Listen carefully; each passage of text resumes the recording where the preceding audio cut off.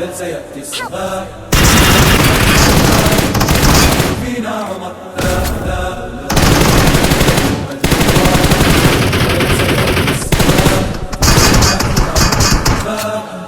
نحن فينا عمر نظراته برق لمع كلماته